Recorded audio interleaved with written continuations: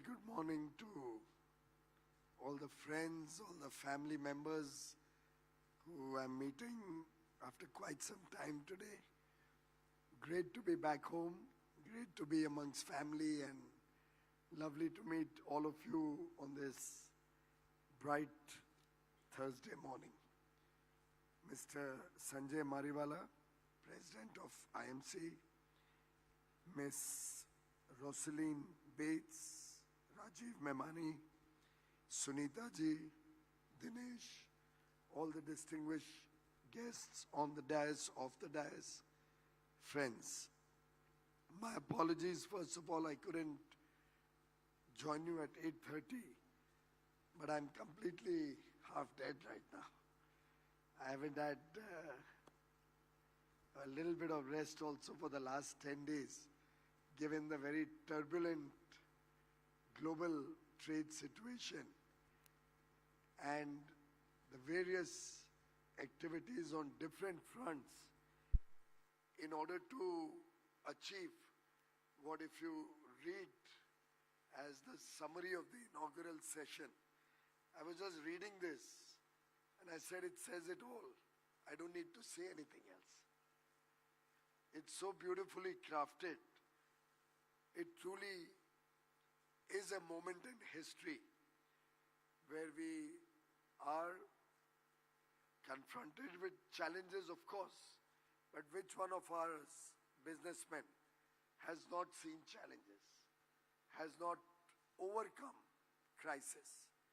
And therefore, while we stand right up there contributing 16% to global economic growth, there are huge opportunities unfurling in a country of 1.4 billion aspirational young Indians. We are proud of our diversity. We are self-sufficient in almost every sphere, save and except if we look at agriculture, maybe pulses and oilseeds. And if we look at industrial landscape, possibly in the field of high-tech products and services. This diversity, with our deep commitment with Prime Minister Modi himself, an advocate for big support to manufacturing, for support to innovation, for support to skills, I think makes India truly emerging as the world's investment destination. Of course, the various initiatives over the years, Make in India, Digital India, Swachh Bharat, Startup India, which have been highlighted here, have collectively prepared the mindset of the nation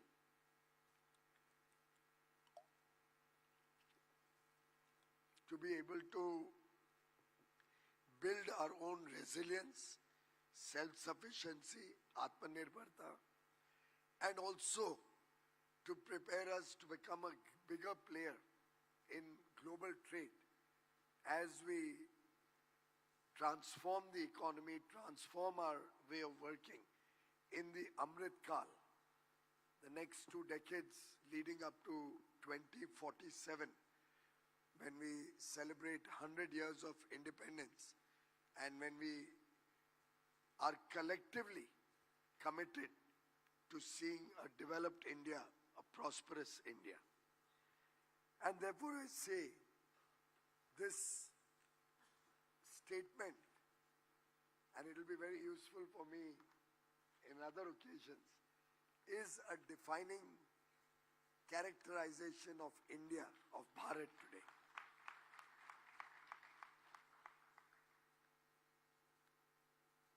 Before I come to my two few thoughts on what I see will be the enablers so that we truly achieve what we've set out to do, I was just recalling that my association with IMC goes back 25 years.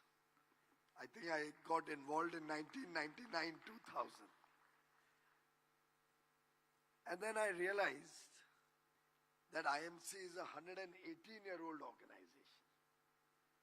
There is a 2x connection between my age and IMC. I leave it to your best judgment and your imagination to figure out whether the 2x relates to 25-year association or my age and IMC's 118 years are 2x. But truly, I almost feel so much at home. There's hardly a face I see here whom I can't resonate with personally, about whom I don't have some very fond personal memories, with whom I may not have had long hours or discussions at one or the other India calling, whether in Dubai, whether in Singapore, or for me, worse still, but for in terms of success, the South African India calling, which was in Johannesburg, where I landed up straight from the airport into a hospital, having taken ill along the long journey. But every single moment of time that I've spent with all of you is before my eyes, and I can promise you somebody, I think Sunita commented that Piyush now will not recognize me. So I want to assure each and every one of you, and not necessarily only the first row, friends whom I can recognize even from beyond. So Mark, for a change, decides to sit on the third row. But truly feels wonderful to be amongst all of you. I'd love to spend more time. I'd love to talk to you for hours. I'd love to learn from you as I've learned over my 25 years with all of you, which has helped prepare me and my mind to the challenges or to the job that Prime Minister Modi chose to give me over the last 11 years. Of course, I've also evolved in my own thinking over the years, having looked at different portfolios. I'm currently on my 10th portfolio in 11 years, which has again two connotations. Either I'm so bad that I'm just thrown around from one to the next, or otherwise. But I believe that today, unless we look at internationalizing our economy, unless we look at our global engagement, unless we look at international trade in a big way, unless we open our mind and our heart and our businesses to world competition, India cannot become a developed nation. And there are 5 or 6 enablers that I just jotted down as I was taking my place and reading your program, which I think if all of us collectively were to A, absorb, and B, become ambassadors for, talk to people about them, engage with our colleagues within our businesses, in our ecosystem, and beyond, I think we can truly contribute to the successful journey towards Viksit Bharat. The first and my favorite subject, Rajiv will bear me out, is quality. Sadly, over the years, quality has been one of the biggest casualty of our less developed or developing nature of economy. And I wouldn't blame anybody for it, for lack of resources, for lack of spending power, and possibly also because of non-market economies using India as a market for substandard goods, for predatory pricing, very often killing our local domestic manufacturing. All of us in Mumbai will recall the Ajanta watch story. I remember how much they pleaded for protection at that point of time when the watch industry was going through a bad time due to a lot of substandard goods being sold in the market. But for one reason or the other, whether it's the watch industry, whether it's the key starting materials, the KSMs that went into the pharma industry. There are so many examples of lost opportunities or India's strengths having been diluted or given up over the years because we did not remain conscious of quality, we did not respect quality, we did not agree to pay for a little bit more for that quality. I remember in the good old days, if we bought a Hawaii chappal, not from Bata, but from somebody else, how quickly it would come out, from the front hole. Slipper was gone. And as a child, I still remember using safety pins to put it back together so that thodi der aur chal jaye. But it's only a small example of how over the years in every walk of life, it could be a simple thing like the furniture that is made. It could be a simple thing like the tiles that are laid. It could be a simple thing as the alignment of the walls, which need to be straight and 90 degrees. We said it chalta hai. Sab kuch chalta hai. And I suspect that India today is at the cusp of a quality revolution, which if we all accept and we all ensure that we will fight for that quality, we will ourselves adopt only good quality, and we will make sure our ecosystem is trained to work towards good quality. I think that will be one of the biggest enablers. In the last 10 years, we have brought in a lot of quality control orders. From 107, there are now, I think, 700 quality control orders. Personally, I think we should have 10,000. Every walk of life, every sphere of life, goods, services, it's time we started adopting modern quality standards. May sound a little difficult in the initial period, adopting these standards or configuring our business to meet these standards.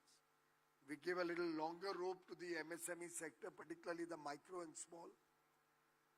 But if we handhold each other, support the ecosystem, the larger companies playing a bigger role, we can actually in the next 4 or 5 years see a huge quality revolution coming our way.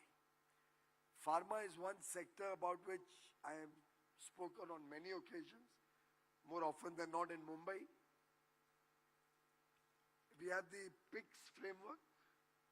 There is the Good Manufacturing Practices, a PICS framework in which countries get a certification if their entire pharma ecosystem adopts good manufacturing practices.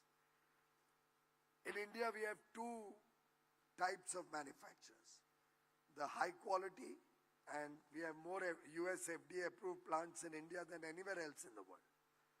But we also have a few hundred relatively low cost, low quality pharma companies. I've often suggested, and at the peril of repeating it, hoping that someday my message will resonate with the industry. If everybody everybody in the sector, the larger ones, were to adopt a few smaller companies, handhold them, support them, and help them upgrade their manufacturing practices. Quality is never expensive. It's actually quite low cost. Quality helps get good customers not only in India but internationally.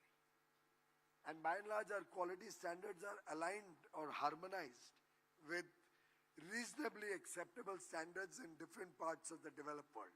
There's nothing like an international standard. US, Europe, Australia, everybody has their own standards. We have our own standards now. We are always open to improving those standards.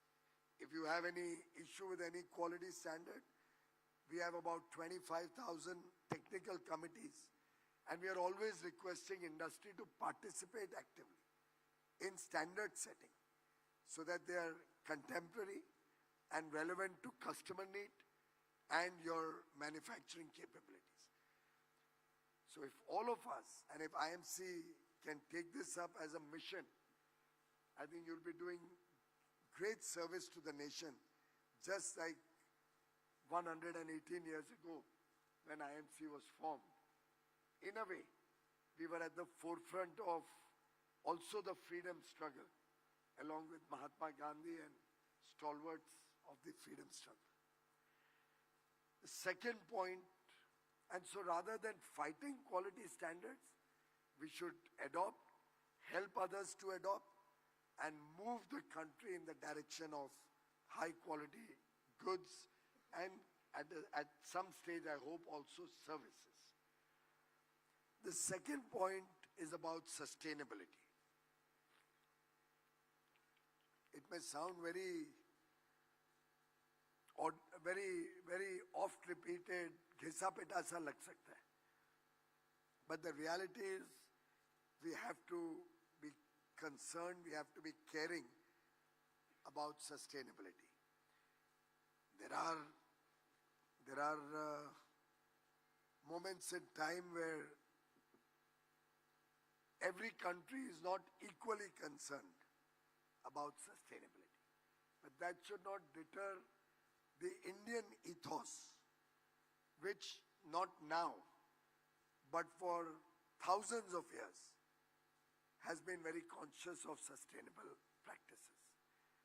Our mythology, our history tells us that we always respected nature and its contribution to good living, thousands of years ago also. Many of us in this room, including at least me, pray to the sun. We pray to the moon. We pray to all of universe, rivers. Some of you may have also gone to the Mahakumbh. Trees, the Tulsi tree, which I am told is very good for the environment. It has its religious connotation, but very often religion worked around nature and was a way of connecting generations to nature and sustainable practices. And I think it's important that all of us continue to recognize this as a challenge.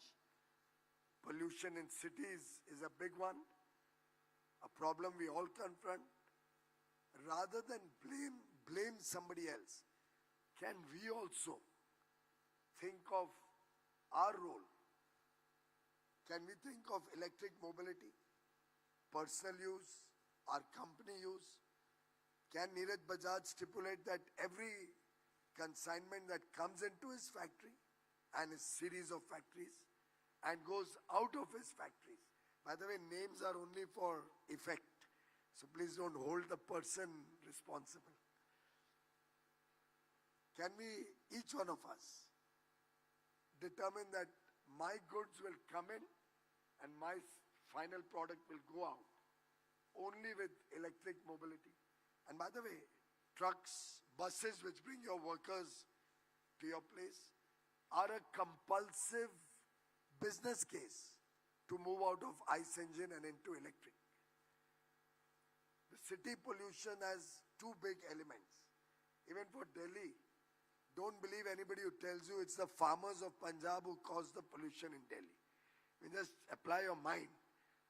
500 kilometers away, even if a farmer burns his crop residue, and I'm not advocating they should do it, but even if we were to burn it, I wonder how 500 kilometers that pollution travels, crosses Gurgaon where Rajiv Memani's office is, turning around all the high-rise buildings there, finding a pathway to come to my home in New Delhi. Ridiculous. It's when the sky is overcast, high level of pollution, pollution leading to a dense air around us, coupled with construction, low quality construction, in situ construction where cement is being mixed, incomplete construction where the footpaths are left to decay, the road and footpath. I mean, simple thing you see in Dubai, Singapore, anywhere in the world.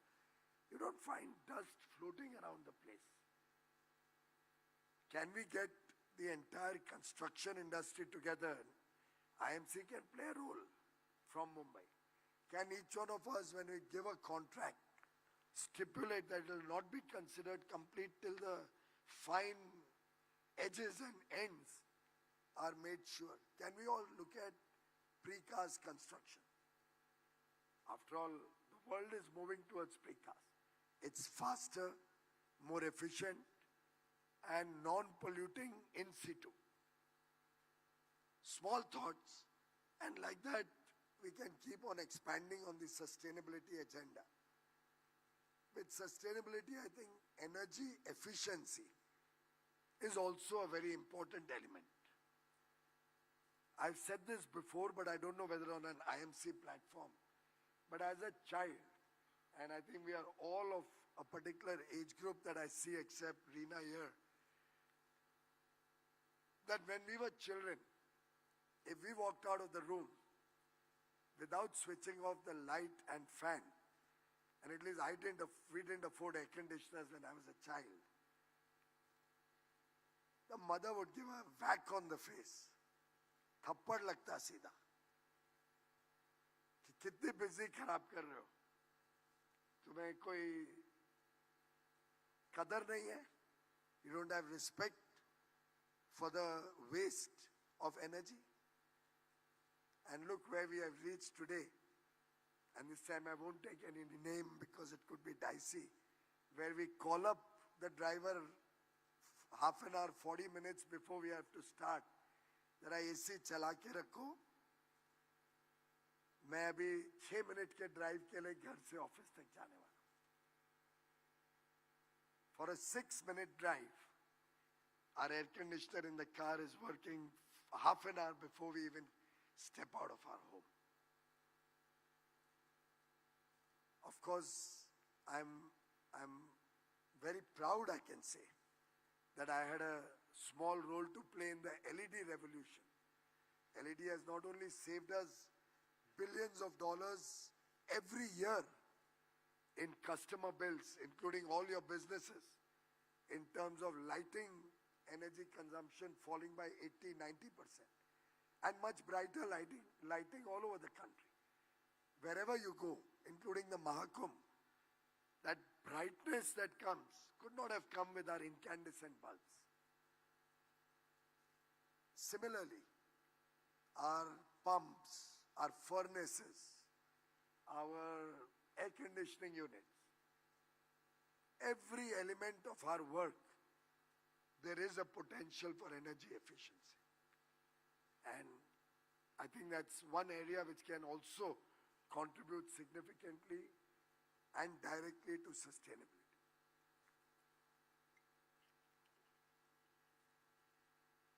I won't labor the point. I think we all understand its importance. The third is, when we are at the growth agenda, inclusive growth is extremely important. Prime Minister Modi over the last 10 years has worked on three pillars: setting the macroeconomy right, creating infrastructure to bring down logistics costs, also pollution to be brought down, to ensure seamless flow of people, goods. Mumbai is one of the biggest beneficiaries of infrastructure. There's of course short-term pain for long-term gain. Most of you, I know, come from South Mumbai. You've all come on the coastal road. And Mumbai's biggest bane was being an island city. The density kept increasing. Now with Atal Setu, it has happened, by the way, 60 years late. It was conceptualized in 1960. People could recognize India, Mumbai needs to be connected with the mainland. It took Narendra and Devendra to come in and make it happen. 14 we came in. November 14, Devendra came in.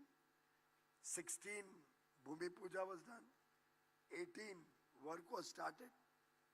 And by 22 or so, 22, 23, we are enjoying the fruits of going to Pune in 1.5 hours, 1 hour, 45 minutes. Once the connecting road is also complete, probably 1 hour, 15 minutes from Mumbai to Pune. This kind of transformational work helps everybody because it gives jobs, it creates economic activity, it gives a thrust to manufacturing.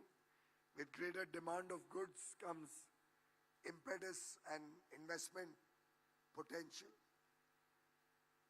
But all of this would be incomplete if it was not inclusive. And therefore the third pillar was public welfare. You can't have a nation where a large section of people for generations are bogged down in debt, are hoping for a home which remains elusive from birth to death, saving money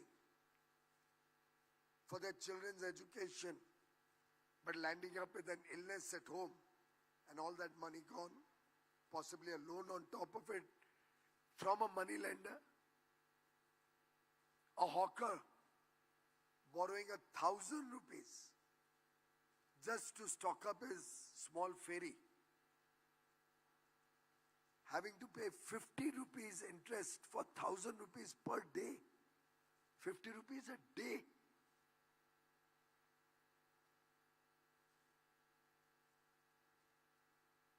Over the last 10 years, food, clothing, shelter, healthcare, education, good connectivity to our homes, electricity in every home, water in every home. On the way, 160 million homes have been added with water from a tap already. Another 2 years, every home will have water from a tap. Digital connectivity in the nook and corner of the country. Cooking gas connection in every home. Toilets in every home. Imagine the indignity. So many governments came and went. Frankly, all of us are equally culpable. We all came sometime or the other from a village. We go back very often to our villages, and I hope we do. But we don't apply our mind, what can we do for them? We see women going to the fields, but somehow nobody thought of doing anything about it. It took a man with humble beginnings, coming from a very humble background, selling tea at the railway station to pay for his books or his uniform, going to the river to have a bath, seeing his mother cook on a chula of wood or coal, taking in 400 cigarettes in her body, seeing a Dalit boy not attending school because he couldn't afford a uniform. He had to come in and provide the basic needs so that every child born in the country can aspire for a better quality of life, can contribute to a better future for the country. And therefore, inclusive development is an agenda we will all also have to pick. We do CSR. Can we do a larger CSR? Just because the law stipulates 2%, does it have to be 2%?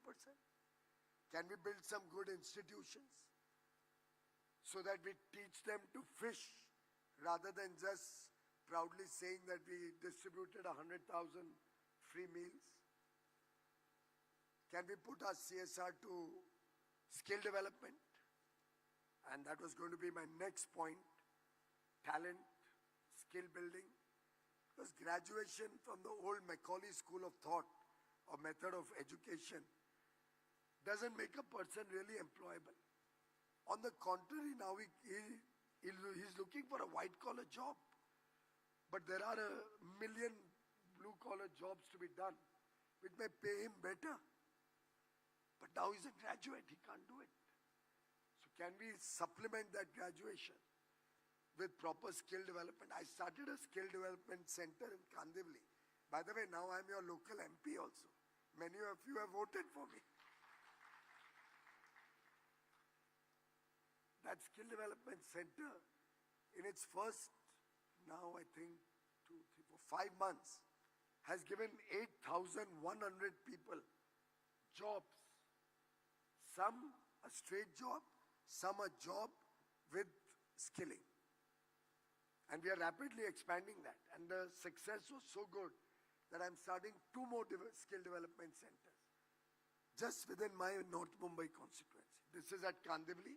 If you ever go that side, have a look. Modern facilities, so much so, the sewing machines also have AI in that. Of course, I'm not getting children to take training and get a job in AI as yet. Somebody in the textile sector can help me. Would love to engage. But so much potential to build talent, so much potential to use your CSR smartly, effectively, and help a few more families come up in life. Targeted interventions, possibly collective interventions sometimes. So if 10 of us get together and help the women in a particular area of your choice, imagine what a satisfaction it will be that you are transforming so many lives. That are giving them a better deal for the future.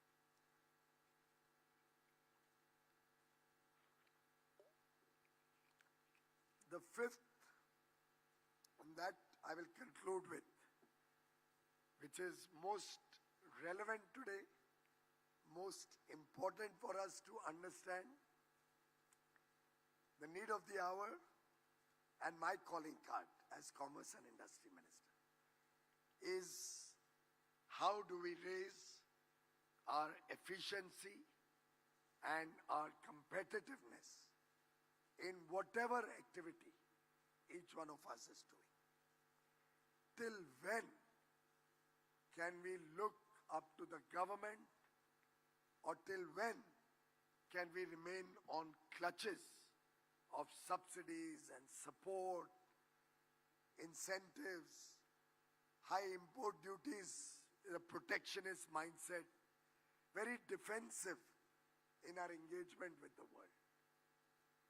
There is a point of time in every nation's history when that nation decided that I will work on my competitive strengths. I will engage with the world with confidence. I will not be weak-kneed. I have the capacity to take on the best in the world, anywhere in the world. And unless we as a nation decide to be bold, decide to get out of this protectionist mindset, the weak-kneed thinking. We have all heard of Michael Porter's competitive advantage theory. But somehow, that was very good when we were at Harvard Business School, but not very good when we have to follow it in our business practices. And ultimately, competitiveness in an industry will depend on our innovative spirit, on the way we build up our capacity to adopt innovation, to upgrade our manufacturing practices, upgrade our skill sets, upgrade our efficiency. And actually, there may be a few products we are not competitive on. Maybe those products are such that we don't have the skill sets or the materials required. And even if we were to import those or bring them to India, we may still not be competitive. Save and except a few items which are very essential in our supply chains, or which are very essential for our self-reliance and resilience programs. For example, if we have to do something to be self-reliant in oil seeds, it's a very critical input in our diet and a critical food security issue. Defense, we may have a few criticalities where we want to be self-reliant, and we may need to look at government interventions. So effectively, there can be exceptions to this rule. But I think until we as a team accept that we are going to be looking at competitive world with confidence, we are going to be focusing on our efficiency, on our ability to work with the world with confidence in a competitive day and age. I think our dreams, our aspirations, and our commitment, collective commitment of 140 crore Indians to become a developed nation will not succeed. And I dedicate my talk, at least on this India Calling, Bharat Calling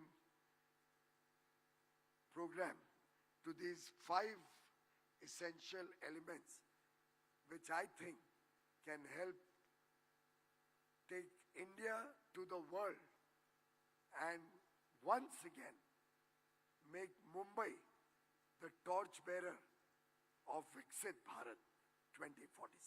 Thank you.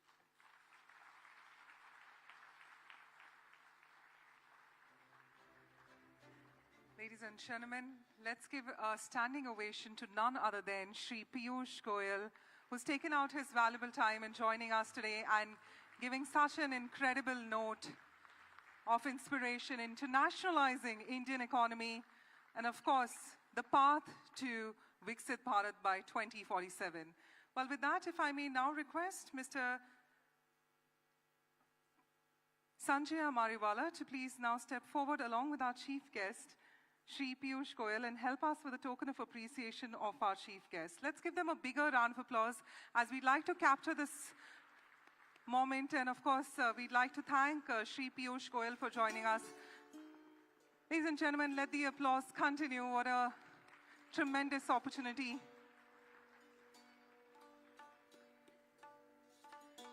And this hamper, ladies and gentlemen, includes thoughtfully curated sustainable products from Conscious Foods.